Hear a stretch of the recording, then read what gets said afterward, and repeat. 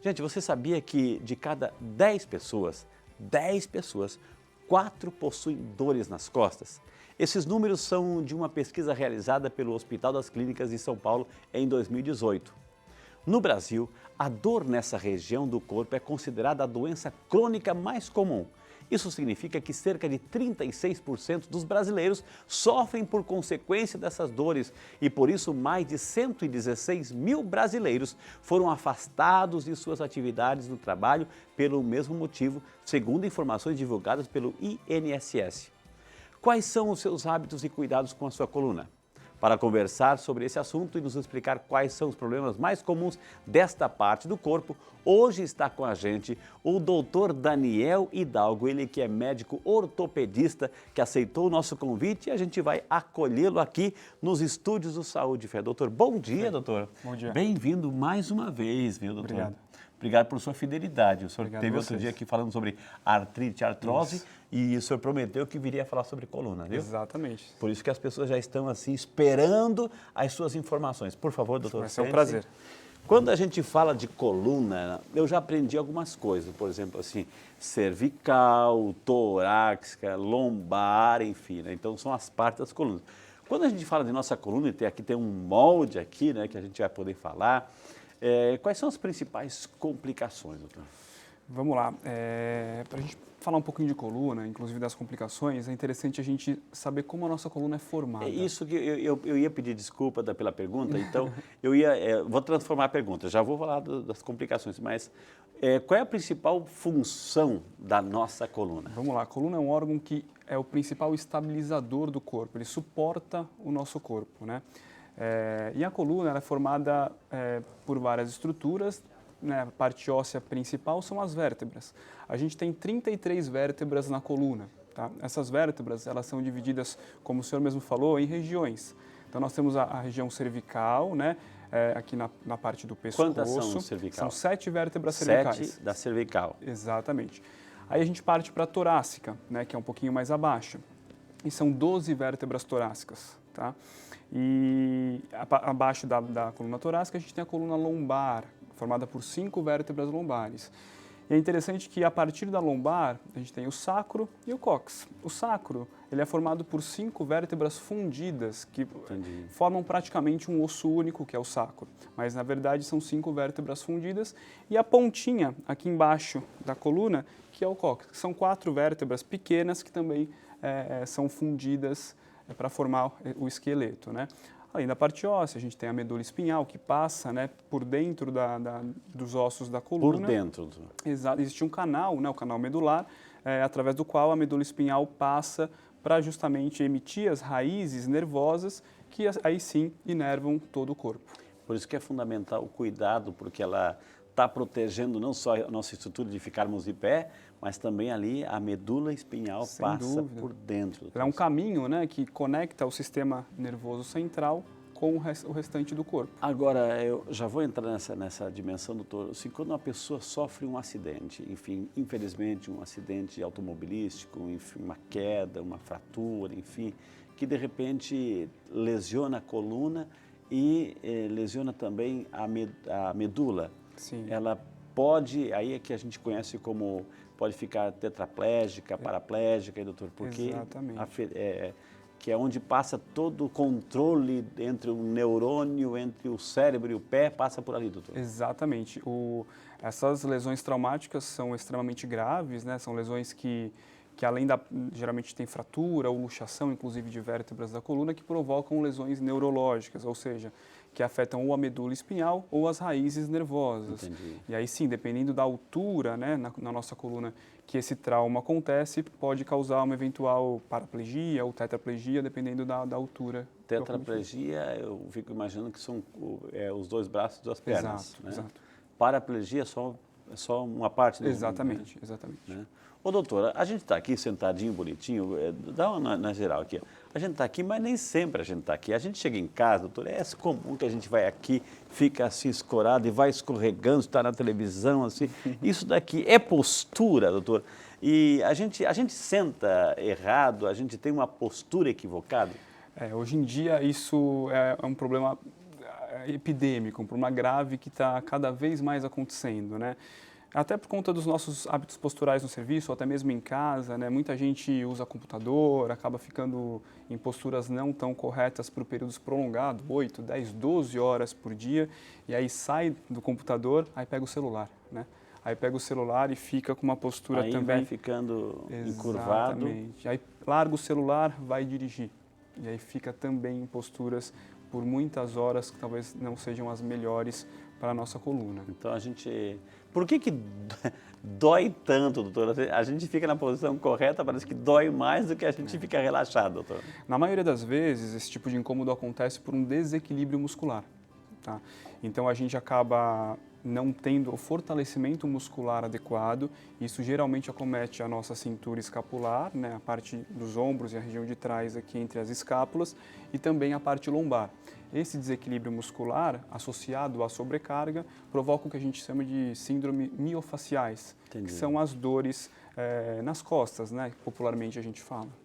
Claro, o assunto aqui não é RPG, no sentido assim, de postura, enfim, mas como deveria ser assim, a pessoa que usa muito a cadeira, tanto no computador como em casa, como deveria ser um sentar-se corretamente, doutor?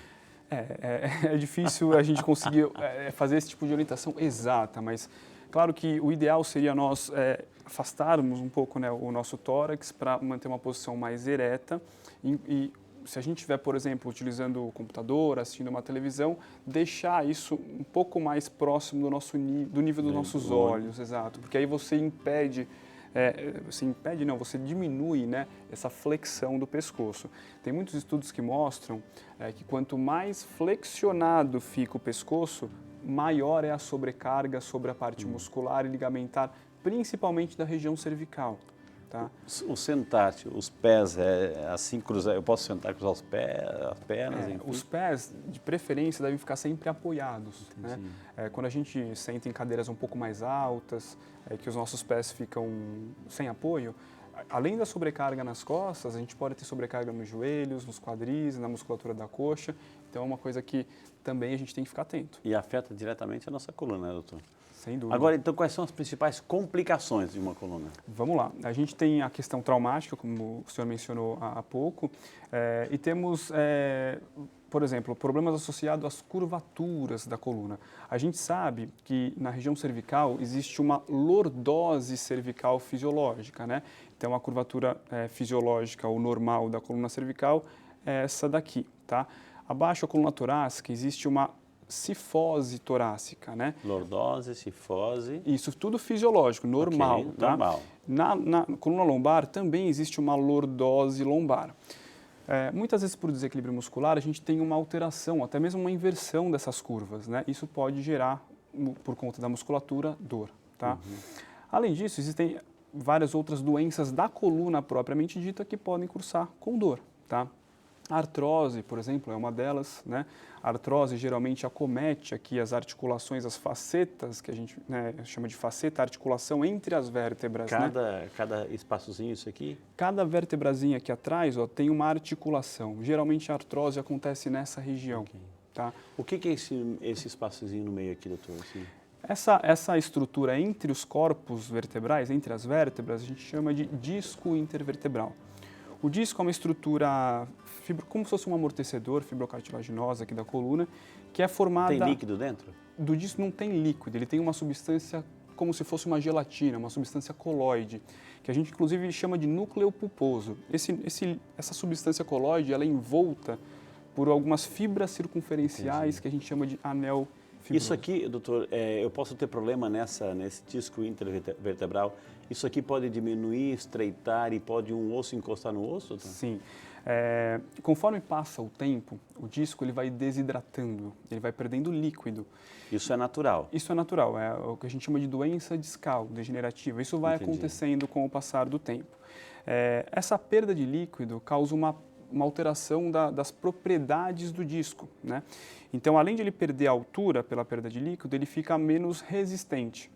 Isso faz com que aquela substância coloide que eu havia comentado extravase para fora do disco e pode causar o que a gente chama de hérnia de disco.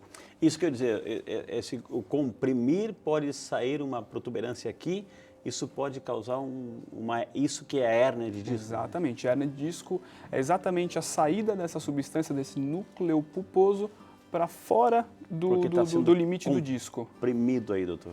Exato. Aí o que acontece?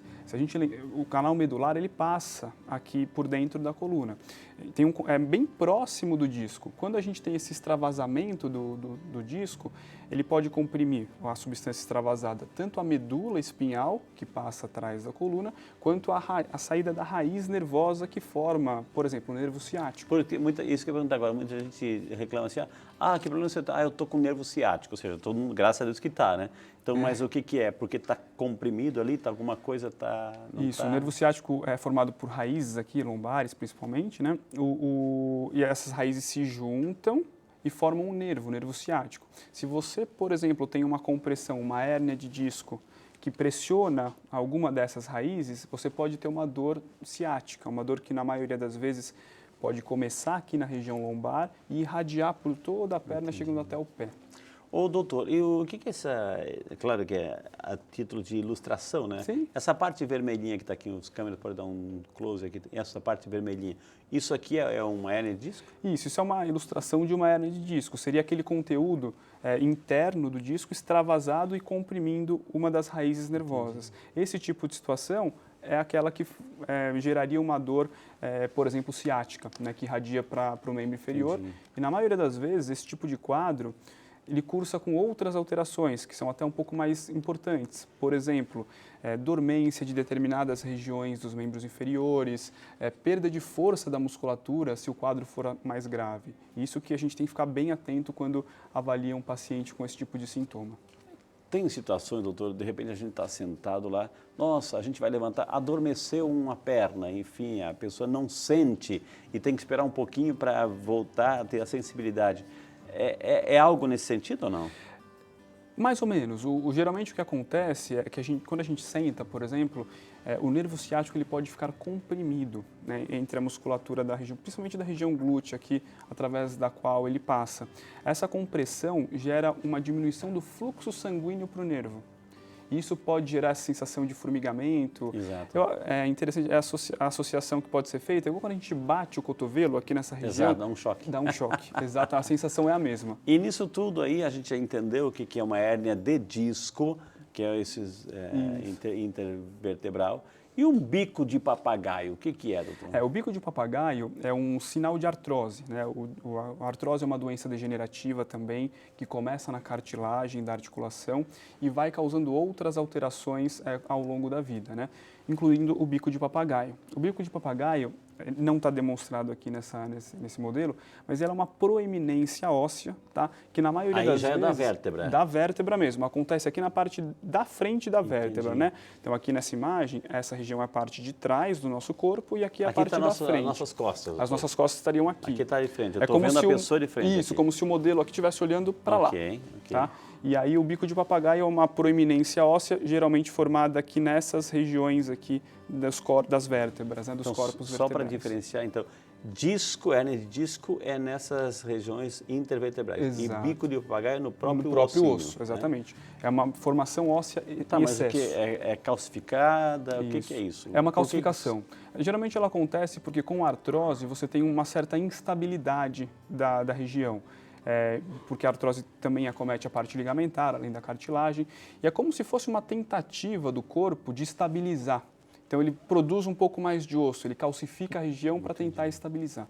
Doutor, a gente vê também situações de pessoas assim com uma certa idade, e a gente tem que fazer essa pergunta assim, tem um filme muito famoso, o Corcunda de Notre Dame, que é um filme famoso, enfim, mas muitas pessoas que estavam normal e de repente começam a se encurvar e não conseguem mais aquela posição anterior, né, da coluna ereta, enfim, e daí? O que está acontecendo com essas pessoas? Com o passar do tempo, com a idade, a gente perde densidade óssea, né? As nossas vértebras ficam mais fracas, né? A qualidade óssea diminui. Então, o que a gente percebe nos pacientes, principalmente mais idosos, é que na vértebra aqui começa a haver um encunhamento, ela fica, em vez de ficar retangular assim, ela fica um pouco mais triangular. Isso causa um aumento daquela curvatura da cifose torácica. Entendi. E aí a pessoa fica com uma hipercifose, por exemplo.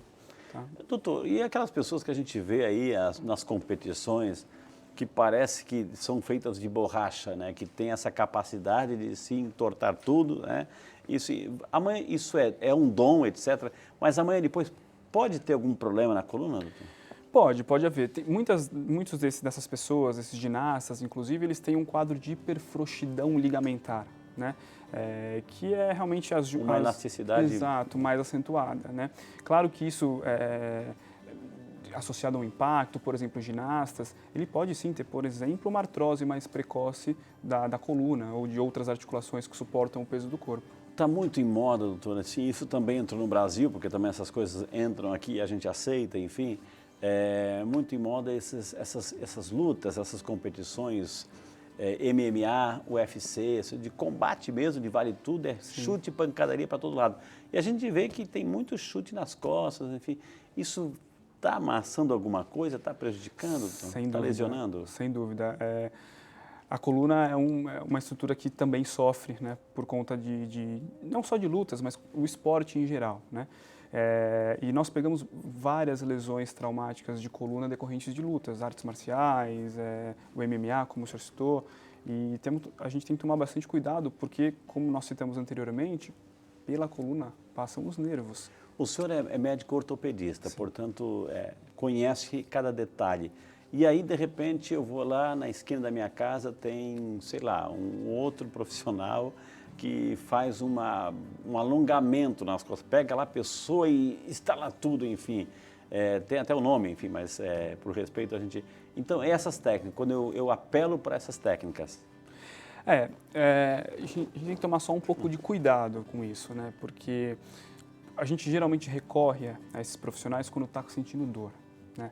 E dependendo de como é feita a manipulação, você pode até piorar o quadro. Uhum. Se a gente pensa, né, que tem um local inflamado, de repente por isso que você está sentindo a dor, e você manipula aquele local de forma inadequada, isso pode sim gerar até uma piora do quadro. Entendi. Hoje estamos falando, minha gente, sobre coluna, né? Coluna com o nosso médico ortopedista, doutor Daniel Hidalgo, então, que aceitou o nosso convite aqui brilhantemente, está nos respondendo tudo. Eu quero convidar o doutor Daniel para vir até aqui. Temos também as nossas redes sociais, as pessoas estão interessadas, como essa pergunta que a gente vai soltar aqui. O Kleber Ribeiro, que ele é de São Paulo, capital. Obrigado, Kleber. Bom dia para você também, que Deus te abençoe. Para aqueles que têm os aparelhos telefônicos como instrumento de trabalho, como diminuir o efeito do Text-Neck, né? sem abrir mão de tempo no dia para o uso do celular, doutor? Bom dia, Kleber. Antes a gente podia explicar o que é o Text-Neck, que é um termo em inglês usado quando a gente se refere na dor cervical, dor do pescoço relacionado ao uso do smartphone, do celular.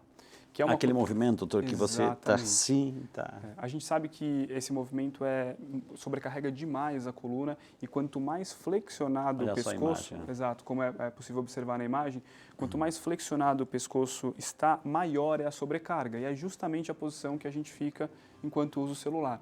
Então, com o passar do tempo, isso está... É difícil Estamos criando uma nova cultura. Exatamente. O que a gente tem recomendado para os pacientes é tentar, é difícil, mas tentar apoiar um pouco o braço e elevar um pouco a altura do smartphone para evitar essa hiperflexão do pescoço. Dessa forma, você diminuiria um pouco a sobrecarga cervical e, consequentemente, as dores. Mas é uma situação difícil, porque não é anatômico, né, a gente ficar nessa posição. Estamos criando uma nova cultura, infelizmente, assim, de culturas de pessoas que estão já ficando nesse vício, enfim. Mas a Keila Oliveira, bom dia, Keila, ela que é do Rio de Janeiro, obrigado pela participação, Keila. Tem uma dúvida, após operar uma hérnia de disco lombar, ela pode voltar? Muito obrigado, nossa amiga Keila, doutor. Excelente pergunta, Keila. Sim, ela pode retornar. Não é frequente. Hérnia de disco pode retornar no mesmo local ou pode... Sim, as duas coisas podem acontecer. Tá? Não é frequente, tá? Não é uma coisa muito recorrente, mas sim, é possível o retorno da hérnia. Tá? Okay. Então, não sei se ela foi submetida à cirurgia ou não, mas se ela tiver sido... É importante que faça o acompanhamento médico e se tiver tendo alguma queixa que remeta, né, à dor que ela tinha antes da cirurgia, também é muito importante que procure. O senhor já foi em Uberlândia? Nunca estive em Uberlândia. Mas nós estamos lá em Uberlândia, Minas Gerais, sabe quem, doutor? Na casa da nossa amiga, dona Odete Cristina. Dona Odete, um beijo no seu coração. Muito obrigado por estar conosco, viu? Bom dia, Frei Rinaldo. Bom dia, doutor. Bom dia para você, Odete. Estresse, mau humor e preocupação influenciam na dor na coluna, doutor? Vamos lá, bom dia, Odete. Sim, influenciam. Quando a gente está sob o estresse, humor alterado, a nossa musculatura também sente, a nossa musculatura fica mais contraída e isso tem relação, sim, muitos estudos mostram que o estresse contínuo tem relação com dores musculares de forma geral. Geralmente, quando a gente está falando de dor de coluna, a gente está pensando assim, essa faixa etária assim, mais vivida, hein? Criança, adolescente também sofre? Hoje em dia, a gente tem visto muita criança, adolescente com dor nas costas. A gente relaciona com os hábitos, né? O celular é um deles também. Celular, computador, tablet, né? A criança vai para a escola, fica numa postura que também não é adequada na carteira da escola. Então, a gente tem visto, infelizmente, as crianças cada vez menores com esse tipo de problema. Claro que quando a gente pensa em artrose, essas dores por outros motivos, aí sim a gente acaba passando para a população mais idosa. Que maravilha, gente.